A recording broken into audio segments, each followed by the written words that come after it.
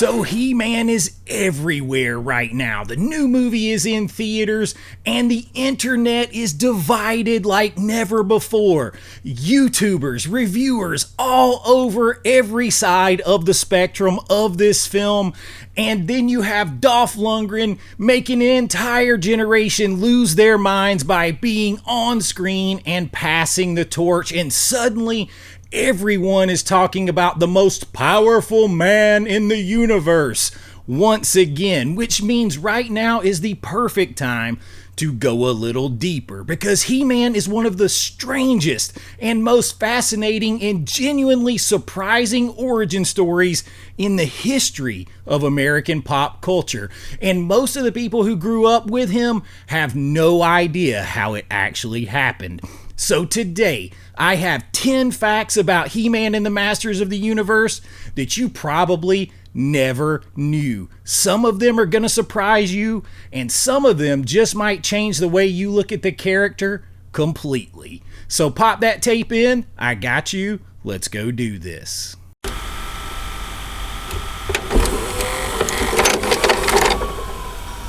Alright, so first up, we start with the origin story that almost nobody knows. In the early 1980s, Mattel was looking to capitalize on the massive success of the fantasy genre. Conan the Barbarian was going to be a huge hit in 1982. Sword and sorcery was everywhere, and Mattel wanted a fantasy action figure line that could compete with Kenner's Star Wars dominance in the toy market. Enter Conan the Barbarian.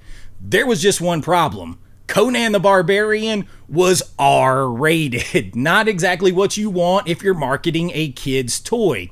The original He-Man design, the massive muscular warrior barbarian in the fur loincloth with the power sword, was created by Mattel designer Mark Taylor. And Mark Taylor's original inspiration was Arnold Schwarzenegger and Conan the Barbarian. The design was essentially Conan, and that's what they were going to run with. But the licensing for Conan fell through. The R-rated thing just did not play. So when that deal fell through, Mattel kept the design and created their own original mythology around it. So He-Man is essentially Conan the Barbarian with licensing and all of the connections removed, which is why when you look at the original 1982 action figure before the cartoon that gave the specific face and personality, he looks almost exactly like Arnold Schwarzenegger's Conan. And then Conan connection followed He-Man from that point forward. They were always connected in that universe, and most people have no idea. Fact number 2, the cartoon came after the toys, and it almost didn't happen. Now, this one surprises a lot of people because when we think of He-Man, we think primarily of the cartoon, right? But the Masters of the Universe toy line launched about a year before the cartoon, but it was a little bit sputtering, and they needed something to help move these toys. Enter the idea of a cartoon. The trouble was they were having problems getting a studio to do it. They went to animation studio after animation studio, but Conan and the violence was on everyone's brain, so this niche of a sword and sorcery sort of Conan type character just seemed too violent for most. Enter Film Nation. Film Nation, the studio that eventually made the show, took it on partly because they had developed a specific new animation technique that allowed them to reuse character movements, and that really reduced the production cost of the show. So if you watch He-Man carefully, you'll notice the same running cycle, the same sword raise, the same transition sequence appearing in episode after episode. It really wasn't laziness, it was a production model that made the show financially viable and easy to produce tons of episodes. The cartoon that almost nobody wanted became the most watched animation show of the entire decade. At its peak, He-Man and the Masters of the Universe was being watched by approximately 9 million children every single day. Now, it was on Saturday morning cartoons, but it's also often remembered, rightly so, once it hit syndication late in its first year. going into its second year of being an after-school show. So this was getting watched at a rate of around 50 million views per week. That number is genuinely staggering even by today's standards. But when you think about then and the population of the US, that is mind-blowing. Fact number 3, the show had a moral at the end of every single episode. Now, this is one that you might remember, but the full story behind it is a little bit interesting and more than most people know. Every single episode of He-Man and Masters of the Universe ended with a brief segment where the characters, usually He-Man, Man-at-Arms, or Orko, addressed the audience directly and delivered a moral lesson related to the episode's plot. This was something that's carried forward into the 2026 movie. Whether you like the explanation and the moral to that story is a whole different story and a hot button issue right now. But back then it was saw as good. G.I. Joe did this same thing, sort of. Don't talk to strangers, be honest with your parents, eat right, exercise. These things are important. This wasn't Film Nation's idea. This was in response to pressure from parents groups in the FCC in the early 1980s who were worried about children's, programming violence and things like that. So they put this in. The solution was these educational segments, and it worked. And the show avoided the worst of the regulatory pressures that were going on at the time because of this, despite the violence inherent in the He-Man show. But here's the interesting thing about this. The moral segments are what we kind of remember. They became part of the most beloved parts of this show. People who grew up with He-Man remember those segments with warmth, the same way with G.I. Joe we remember, and knowing is half the battle. Like, that came at the end of every show. So this regulatory shield became one of the most endearing parts of He-Man. Fact number 3 is He-Man is basically Clark Kent. Prince Adam, He-Man's alter ego, and you have Cringer who becomes Battle Cat. This is basically the idea of Clark Kent. Now, because he looks pretty much the same, right? Until he, becomes He-Man. But Film Nation needed a secret identity structure to generate ongoing drama. If you remember, something very different from this new television show, or this new movie that's out, the television show would tell you that only 3 others shared our secret. Among them our friends, the Sorceress, Man-at-Arms, and Orko. So besides Battle Cat and those guys, nobody knew that he was Clark Kent / Superman, or Prince Adam / He-Man. The 2026 movie makes a different choice by essentially letting everyone know who he is and then sort of mocking it at the end, which I don't really like, but you can kind of go however you want to. It was a little interesting. It kept more drama when they didn't know Prince Adam was He-Man, and you didn't have that play out in the new movie, but it was basically the concept was Clark Kent and Superman, and that's what they went with on the original He-Man. Fact number 5, the original Canon Films He-Man and the Masters of the Universe movie from 1987 was almost a Spider-Man movie, and it ran out of money about a third of the way through. This is one that is crazy, and a lot of people don't know it. Canon Films acquired the rights to several Marvel Comics properties in the mid-1980s, including Spider-Man. And they were developing a Spider-Man film for years with various directors, various scripts tied onto it. And they had this huge investment in pre-production money, sets, all these things into the project. But Spider-Man kept falling apart. They were still trying to funnel money to it, rights issues, script problems, budget disputes, all of that. So rather than waste the pre-production work, they pivoted and they repurposed a lot of Spider-Man stuff into Masters of the Universe while they were still trying to put money over there, which ultimately hurt Masters of the Universe. So this was a very crazy production right here. So some of the sets built for Spider-Man were actually redressed and used in Masters of the Universe. Now they continued to run out of money, so they had to move a lot of stuff from what would have been Eternia to Earth. So big landscapes and set pieces in Eternia got exchanged for parking lots and things like that on Earth because they simply ran out of money. So Canon Films eventually lost Spider-Man's rights. they had been developing it all this time. They'd wasted all this money, so they took away from He-Man while simultaneously helping create He-Man with all this lost money, time, and effort on Spider-Man. Spider-Man never made it into the theaters under them. This is one of the greatest Hollywood what-if stories. What if they had just used all that money and effort and just put it into He-Man? We'll never know. I still love the original, despite how crazy and pretty bad it is. Fact number 6, Frank Langella, the ultimate Skeletor, improvised a lot of Skeletor's most memorable scenes.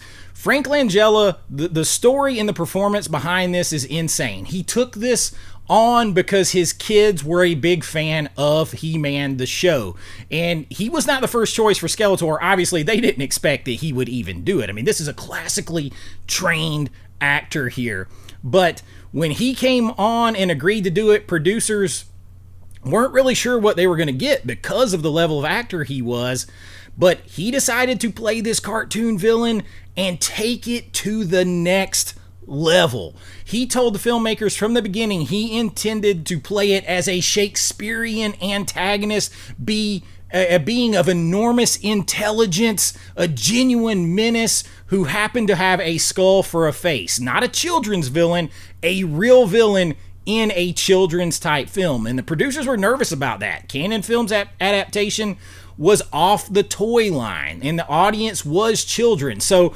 this kind of villainy was taking a risk. But Langella won the argument, no question that was going to happen. And then a lot of his moments that were the most memorable are ones that he created. The specific way he delivers "I have the power" during the throne room sequence, the calm, like, certainty that he has when he turns into the big gold, like, triumphant version when he has the power, absolutely speaks for itself. The presence that he brings in the movie is next level, elevates everything along with it. And those specific choices make that representation of Skeletor, to me, the best. Though I will say I really did enjoy, and I never thought I would say this, I enjoyed Jared Leto's Skeletor as well. Very cartoon-like, and I love that. I love both performances. To me, they are arguably the highlights of both films. Fact number 7, Courtney Cox almost didn't take the role in the 1987 Canon films. So she had not done a lot at this time. She had just done a Dancing in the Dark music video. She was worried about her visibility, but Canon Films was hot at the time. They had guaranteed distribution. This was a hot property. All of those things. You had Dolph Lundgren in it coming off of Rocky IV. So she took the role as Julie in Masters of the Universe with some reservations. She wasn't the Courtney Cox that we know yet, but she was still on her way up, just a few years away from Friends, ultimately like 6 years away or 5 years from getting cast. She delivers a good performance. That character has a good arc, but she had to kind of be talked into it. And in the end, money talks, because money, distribution, the power of Grayskull and He-Man and that brand is what sold Courtney Cox on being in that movie. And rather than becoming a famous actress off of it, she's almost kind of like a bit of trivia and a footnote in the Masters of the universe. And Courtney Cox went on to Friends, but she started right there in He-Man.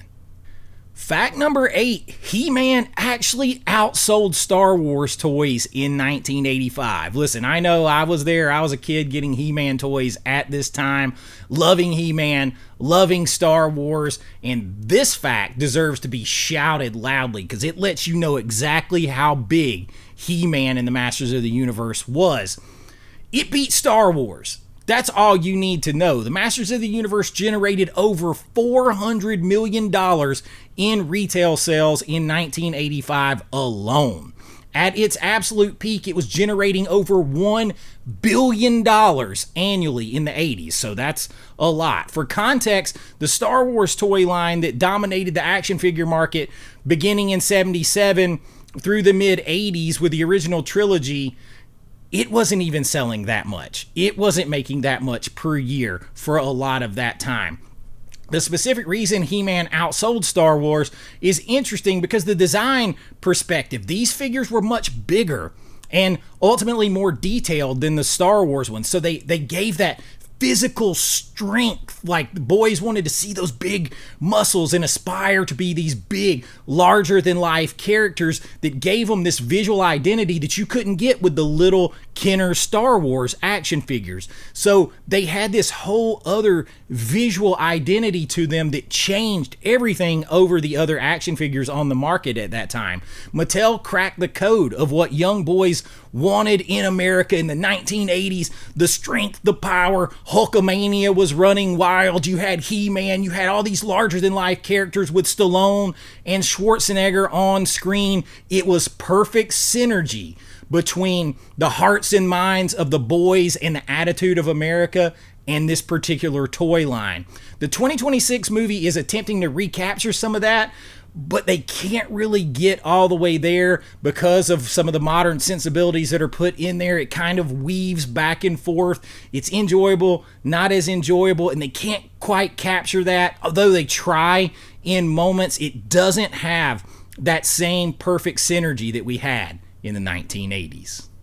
And next, did you know that She-Ra was created specifically because of He-Man's success with girls? That's right. Mattel's market research in 1984 revealed something that surprised the crap out of them, and that is a significant portion of He-Man's audience was girls. Not boys playing with their sisters' toys, girls who were actively choosing He-Man figures and watching the cartoon because they loved the mythology and the characters and probably the big strong guys back then. Mattel's response, though, was to create She-Ra, Princess of Power, He-Man's twin sister, specifically to serve that female audience their own fantasy hero. The 1985 She-Ra cartoon and toy line is one of the most deliberately audience-targeted products in toy history. Every element, every character design, pastel color, emphasis on friendship and community more so, and feelings more so than just the physical prowess, was engineered from market research data about what the female portion of the He-Man audience wanted. She-Ra became one of the most successful spin-off properties in toy history, and the fact that she still exists because girls loved He-Man so much that Mattel created their own separate universe for them to exist in and tie those together is absolutely incredible. And finally, fact number 10, the recent cameo in the 2026 movie by Dolph Lundgren was his idea. And this is where we close with a moment that sent everyone over 40 sort of into a brief, just fit of nostalgia. Dolph Lundgren's cameo in 2026 Masters of the Universe was not a studio decision. It was not an Easter egg. It wasn't a member berry nostalgia. Lundgren had been publicly expressing interest in appearing in the film years before the production ever got going. In interviews following the announcement in 2026, Lundgren said, I genuinely want to do this. He talked about this movie warmly, the memories and what it meant to him to be He-Man, and about the experience of playing this character that is so important to a generation of children, and he wanted to honor that legacy. So when the cameo was arranged, Lundgren appeared as an aged sort of warrior of Eternia, passing the sword.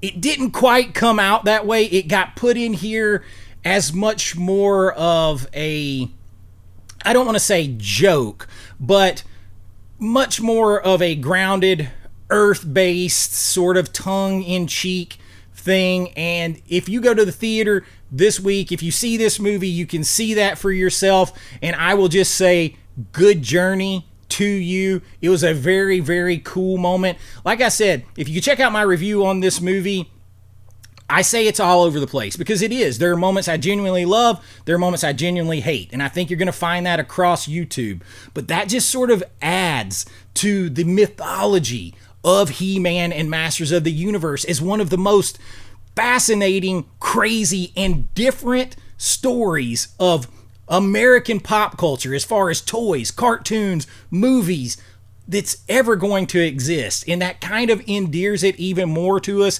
He-Man belongs to all of us from that generation that remember it much differently. Like if you were a kid at that time, you remember He-Man very differently than a kid that saw it in reruns after it was over and played with old toys. If you were caught up in those moments when it first came out and it was at its height and you were old enough to grasp that and feel all that energy, you interpret it and the new movie and the old movie very differently than somebody who even came 5, 8, 10 years after and experienced it retroactively. But that doesn't mean that you don't love it, because this has endeared itself to us across generations. The idea of being a man, standing up and taking care of those who are weaker than you, that is an idea that is worth passing forward. And by the power of Grayskull, we're going to do it. Drop your favorite He-Man memory in the comments below. Let me know. Check out the movie if you're going to. Check out my review on the movie, because our memories tie us to so much more and they last us a lifetime. But we go back and remember where it all started, right there in Grayskull in the 80s. And that's what I got for you this time. If you enjoyed this, please like and subscribe. It really helps out the channel. You can join my Patreon for all kinds of extras, including getting your name and lights on every single video, and it helps the channel so much, and I really do appreciate it. But until next time, be kind, rewind like always. This is Chase with AV Pop Culture, and I'll see you real soon. Bye-bye. I know.